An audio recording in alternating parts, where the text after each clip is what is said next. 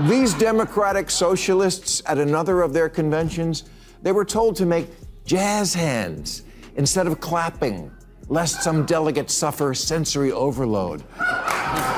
And also, and I'm not joking, they were told not to be wearing, any aggressive scents. Please don't go into that space with anything that's like an aggressive scent, for instance, right? Because that's going to be difficult for people. Oh, for sake. This is who the Democrats are thinking of following? City-run grocery stores? No, I don't want that. I want a Democrat who reassures me if you like your Whole Foods, you can keep your Whole Foods. Bill Maher has never been the type to hold back when it comes to criticizing his own side. But this moment feels different. The sharp-tongued comedian went straight after Democrats for supporting moves that could end up blowing everything apart. And as always, Maher delivered it in his signature style, ruthless, brutally funny, and uncomfortably honest. So make sure you hit that subscribe button, because things are about to get completely insane. That if you don't see it right away and go along, you're bad, stupid, and deplorable. As if you were saying, duh, 2 + 2 = 5, isn't that obvious? Yeah, it's obvious you can't add. You can't just say shit. Math is racist. Healthy at any weight? If the men's football team played the women's team, it would be a tie. You can't just say. Bill Maher didn't hesitate as he took aim at what he sees as the growing woke mindset inside his own party. He stressed that Democrats can't keep saying whatever sounds fashionable and expect automatic applause anymore because those days are over. Now every comment gets instantly examined, fact-checked, and placed under a bright spotlight for everyone to judge. People aren't passive anymore. They're alert, paying attention, and quick to challenge anything that doesn't add up. Maher's point was harsh but clear: you can't manufacture a version of reality and expect voters to go along with it. When leaders stretch the truth, avoid contradictions, and assume the public will simply accept it, they're setting themselves up for backlash. Voters notice the inconsistencies, recognize the spin, and many are tired of it. Claiming something is true doesn't make it true, it only makes you seem disconnected. And when a political party drifts too far from reality, it doesn't just lose credibility, it starts losing elections. Democratic socialism is like a dating profile. Things look great until you meet up in the real world. For example, Bernie Sanders, his big thing was always bringing single-payer health care to our country of 340 million. But when liberal, tie-dyed Vermont tried to do it for a population of 626,000, it collapsed like that poor in the Oval Office last week. Bernie, AOC, Mandani are not Democrats. They'll be the first to tell you that. They're Democratic socialists, and that's a very different thing, and I don't think people know that. Bill Maher didn't stop there. He shifted his focus to what he described as his party's growing fascination with socialist rhetoric and candidates, warning that it could become a dangerous political gamble with real consequences. He pointed to polling that suggests around 66% of Democrats now express support for socialism, while only about 42% say they view capitalism positively. Maher argued that this kind of shift isn't merely symbolic. To him, it reflects a party moving into uncertain territory.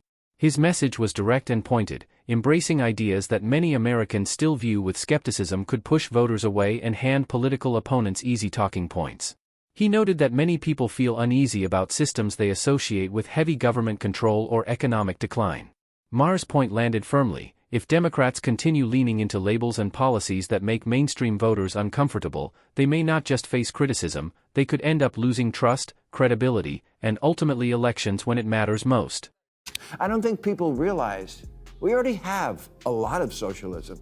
Social Security, Medicare, Medicaid, unemployment insurance, food stamps, veterans benefits, Pell Grants, COVID-era payments, farm subsidies, disability payments, Fannie Mae, Freddie Mac, corporate bailouts, and the jobs program that is building weapons the Pentagon doesn't even want. All that is socialism, much of it appropriate to soften the edges of capitalism. But the DSA are radicals about this concept, and radical economic policy is always ineluctably married to radical social policy. Their platform, for example, calls for completely open borders. They're for what Biden was doing, but more. You think you're going to win an election on that? Bill Maher made it clear that the United States already operates with several programs that resemble socialist-style systems woven into everyday life. Social Security, Medicare, public schools, and emergency services all represent forms of collective investment, and Maher acknowledged that these programs serve an important purpose. However, his warning focused on the danger of pushing the balance too far into an ideological fixation. He argued that centering the party's image around socialism could alarm moderate voters and provide political opponents with an easy line of attack. Maher also reminded viewers that he has raised similar warnings in the past, criticizing strategic decisions Democrats dismissed, only for the party to suffer the consequences later at the ballot box. Now he believes another risky moment may be approaching. His message wasn't about abandoning compassion or reform, it was about political survival. Move too far, too quickly, and voters might push back. His challenge was simple: learn from history or be prepared to repeat the same mistakes. It's either defund the police or military in the streets. Either MAGA's crypto crony capitalism or city-run grocery stores. No, I don't want that. I want a Democrat who reassures me if you like your Whole Foods, you can keep your Whole Foods. Governor-elect Spanberger once said about Biden's presidency that, quote, nobody elected him to be FDR. They elected him to be normal. Normal! You know, at this year's DSA convention, or as it's commonly known, Comic-Con, get this, you had to submit a photo of a negative COVID test to get in. Bill Maher gets especially fired up about what he sees as the toxic combination of wokeism and socialism gradually shaping his party. In his view, ideological purity tests and activist-style messaging are pulling Democrats away from the political center, the place where most elections are ultimately decided. When the focus shifts from solving real problems to constantly proving moral virtue, many voters tune out or, even worse, walk away entirely. Maher's larger point is that parties succeed by winning over the middle, not by only speaking to their most loyal supporters. Relying heavily on polarizing language and loaded economic labels risks making the party appear disconnected from everyday concerns. Instead of strengthening their position, they may actually be creating new problems for themselves. Much of Maher's frustration comes from watching what he believes are avoidable political mistakes unfold in real time.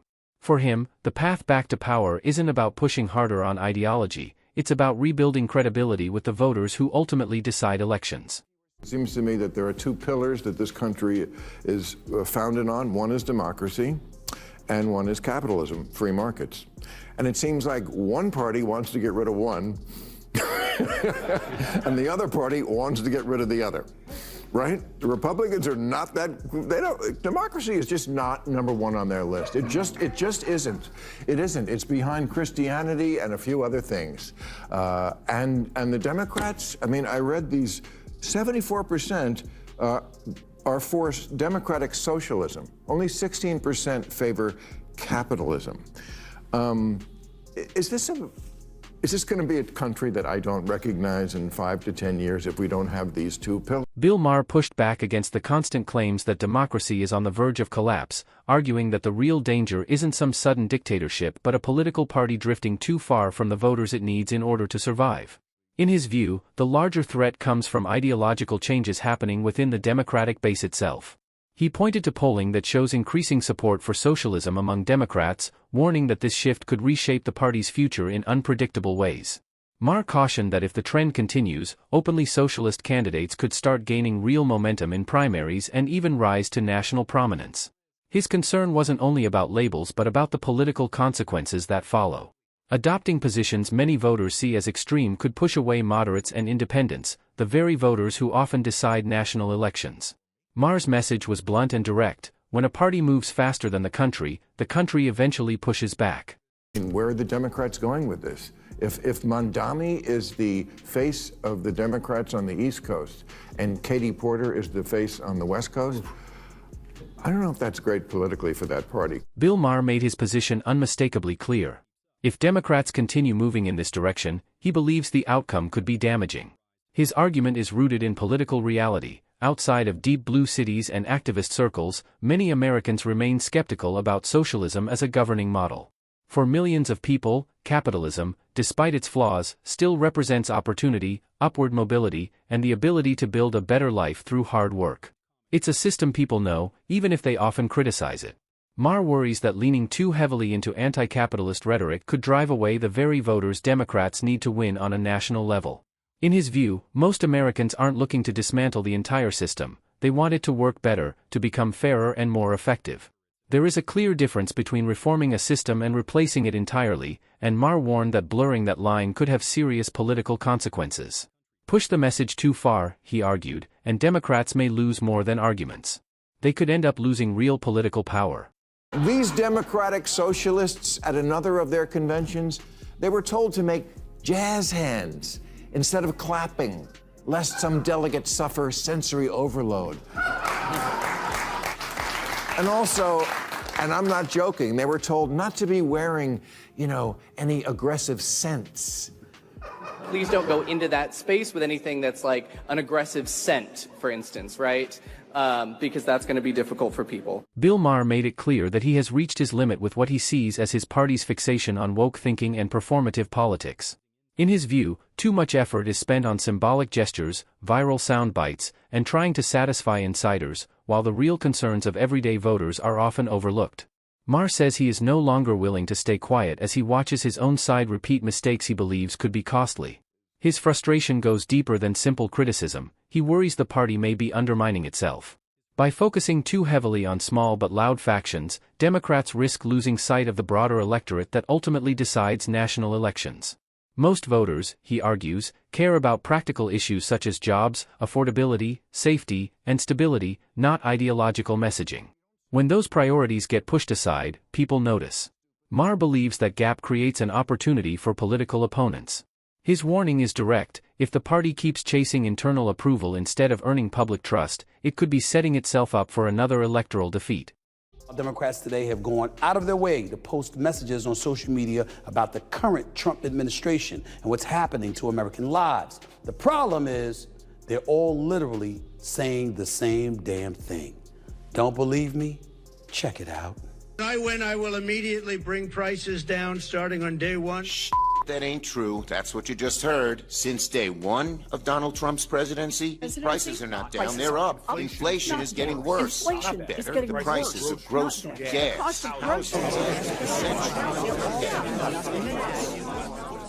Now you see why Stephen A. Smith was in the polls as a presidential candidate? See what I'm talking about?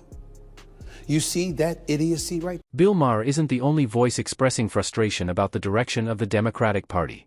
Others, including outspoken media personality Stephen A. Smith, have also weighed in with their concerns. Smith's criticism isn't centered on ideology or political labels. Instead, he speaks bluntly about what he views as weak messaging and empty political theater.